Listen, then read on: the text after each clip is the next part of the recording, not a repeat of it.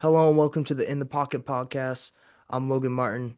That's Xander Cook. Max Sturm's busy with work today. He's not able to join us or send his picks in.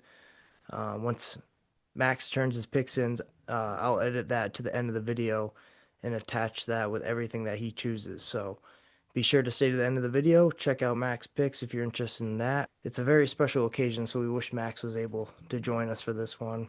It's Thanksgiving football. So, something I look forward to. Oh yeah, I am amped for these games. We got Packers Lions, a rivalry game. We got Chiefs Cowboys, two of the most hated teams in the league. And then we also have Bengals Ravens with Joe Burrow coming back, and that's another rivalry game. So I'm gonna be glued to the couch all day. Yeah, I will for sure. And 1 o'clock slate is a banger. Packers at the Detroit Lions. Packers coming in 7-3-1 on the season. Lions 7-4.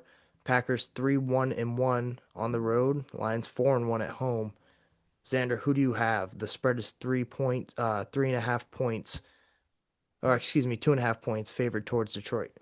Yeah, and they're meeting back in week one. The Packers defense held the Lions to their lowest yardage total of the season, which was under 250, and the fewest rushing yards in 2 years, with less than 50 rushing yards. But just last week, Jahmyr Gibbs rushed for 219 yards. Granted, it was against a terrible run defense in the New York Giants, but the Packers defense has shown throughout the month that it bends going against a run. The Packers team in general has less impressive numbers offensively and defensively on the road compared to at home. This is a must-game win for the Lions if they want to be taken seriously, and I think they will do just that. I got Lions 24-19. 24-19. So you think it's a little more comfortable? Detroit coming in or at home handling business in a divisional game. I saw Green Bay play the Vikings at home. I watched the whole game. They won 23-6 versus the Minnesota Vikings, who are going through growing pains with their young quarterback, JJ McCarthy. Green Bay controlled the game from the start. Their opening offensive drive, they went 7 plays, 70 yards in 3 minutes, and it was pretty impressive. Jordan Love looked crisp. Wasn't really asked to do much. The run set up the play action, and that ultimately led to a touchdown. And from there, it was just steady rolling. Emmanuel Wilson stepped in for Josh Jacobs. He played a great game, 28 carries for 107 yards, two touchdowns, doing what Matt LaFleur asks of his running back in his offense. And JJ McCarthy was held to 87 yards. He had two interceptions. From there, the defense for the Packers really just handled business. The whole team kind of leaned on their defense to stop a young quarterback, which they did. The Vikings run game was non-existent. No running back had 10 carries and no one ran for 50 yards. And that's the weakness for this Packers defense. Isaiah McDuffie for the Packers. I mean, yeah, for the Packers, he looked amazing. He's someone that really you look at the roster, he's not a name that stands out, but when you watch the game, his tackling, he's a great tackler, and that's what really makes you successful in the NFL. Can you tackle? And he can tackle very well. He had 9 tackles and assisted on a sack. Micah Parsons was in there for 2 sacks. My son in the background going crazy. He's been in a great mood today. Just been playing. He's just been yelling, saying whatever. But Micah Parsons was making plays in key moments. 2 sacks. He destroyed the Minnesota offensive line. JJ McCarthy was holding on the ball for way too long. So eventually, Micah Parsons would get there and get to him. Then on the other hand, Detroit's coming off of two disappointing games. They lost on the road in Philly and left 15 points on the board due to Dan Campbell being aggressive. And I really think this game comes down to, can Jared Goff have a clean pocket to throw from? The whole offensive line for the Lions is banged up right now. If you go on ESPN, you look at the depth chart, everyone's either out or questionable. That's concerning going up against a great defensive line for Green Bay. We saw what Philly did to this Lions offensive line. You heard me mention that Jared Goff gets happy feet. I'm concerned he might get happy feet in this game with a banged up offensive line going against the elite defensive line. Dan Campbell mentioned how going 15-2 means nothing when you get bounced early in the playoffs, and he just wants the guys to focus on winning, even if it's ugly. And I think that's what happens here. Give me the Lions to win in a grinded out, ugly game. I wouldn't be surprised if the Lions trail for the majority of the game. Jared Goff versus a good defense, the line scares me, and if the Lions cannot run the ball, they'll be in trouble. The one area of concern, like I said, the Packers' run defense. Look for Gibbs to have another game like he did, except get a little more than 15 carries. I think you can see him around 18, 20, 22 carries in this one. let him pound the rock, slow the game down, control the ball. Give me the Lions to win this game 27 to 24 and cover that 2.5 point spread. We're on the same page. Next game, another great game. Kansas City Chiefs at the Dallas Cowboys. I'll kick it off. Kansas City, they're coming off a physical comeback victory versus the Indianapolis Colts at home. It was an overtime game, and if you watch every game, I know I watched that game back, very physical. Mhm. That can wear down on a team, and Kansas City's in that spot. That win kept the Chiefs hopeful of a playoff spot. The Chiefs were most impressive because they limited Jonathan Taylor to 58 yards on 16 carries in the games where the Colts led. So it's confusing how the Colts led for the majority of that game and Jonathan Taylor wasn't able to break something open. He only had 16 carries for what, like 58 yards? When you're leading for that much of the game, you'd expect him to have 20, 24, 25 carries, especially being the elite player he is. So the Chiefs go from facing the best running back in the league to facing the best wide receiver duo in the NFL in George Pickens and CeeDee Lamb. You know, Kansas City found success in the run game, finally doing something that Andy Reid doesn't really like to do, and I'm finally glad. Something I've talked about for weeks. They gotta have a running game because of how explosive this pass game can be, but hasn't been. It's because this running game hasn't been really existent. They finally leaned on it. Kareem Hunt, 30 carries for 104 yards. That's what they have to do in a game like this. Control control the pace. And even when they're down, they stuck with the run game. They didn't shy away from it and have Mahomes stand back there and wait for 6 seconds before he threw the ball away or created or had a sack, which we saw him do. I want to say against the Buffalo Bills. We've seen Mahomes have that problem this year. Dallas, on the other hand, oh, by the way, I just want to touch on it. I think Pickens might be the best receiver on the Dallas Cowboys. And CeeDee Lamb's having a drop problem. This isn't the first game I watched CeeDee Lamb play, and he's had an issue with drops. We saw him against the Philadelphia Eagles in Week 1, crucial drops down the field, and it Mhm. stayed consistent throughout the season. And George Pickens keeps producing. When the ball's thrown his way, he comes down with the football. He might not be the fastest, the best route runner, but he's physical, and he wants it more than anyone else, and that's why he's so good. Dallas coming off of comeback victory, grinding it out against the Eagles, down 21-0 at the time. Then the offense started to click. I just talked about Pickens and making Pittsburgh look like a bunch of idiots. I'm sorry, Xander. I said I think Pickens is a better receiver than CeeDee Lamb, and I'll stand on that. And I think the rest of the season will prove that. I think the press conference, Coach Schott for the Cowboys said we're going to get the ball to 88. Don't let that distract you. Pickens is still going to get the ball. And if Lamb didn't have those drops, I think Dak Prescott would have threw for 400 plus yards instead of 350. So, and, Absolutely. yeah, and both teams in the same position coming off of comeback wins. Dallas has more momentum winning a game against a top team as underdogs. Now they're back at home considering Kansas City's on the road. If their defenses can step up again, their offense will shine. I know it's hard to say. I'm not completely sold on the Dallas defense, but it has looked better. So Philly is a funnel down zone defense, throw it down under short, get yards out of that. Kansas City is more of a man-to-man, send exotic blitzes. Steve Spagnuolo likes to take chances, and I think that will leave opportunities for the Cowboys and down the field threats like George Pickens, CeeDee Lamb. That will just open up down the field passes. So yeah, I don't think Kansas City is 4.5 points better than the Cowboys on the road. That means that if they're at home, the books think Kansas City is 6.5 points better than the Cowboys. I don't think so. Give me the Cowboys to win back-to-back thrillers, 33 to 27. I like it, actually. Yeah, both teams come into this matchup fighting for their season, and both teams impressed on live support last week in thrilling victories. This matchup is something families need to tune into. It's the battle of America's most hated teams, and I'm expecting this to break viewership records, and it will. Dallas is better at home than they are on the road. That's a fact. And Kansas City is not a good away team this season. Also a fact. Dallas defense, like you mentioned, Logan, has looked like it's turning around. They've improved on numbers across the board.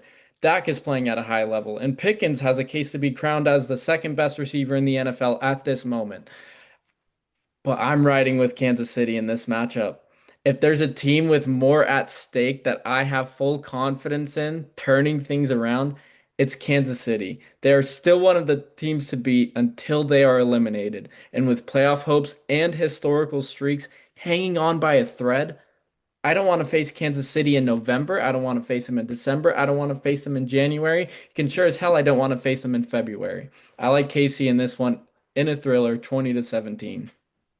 And it seems like we're both being hypocritical in this situation because I've been backing the Chiefs. You haven't been backing the Chiefs.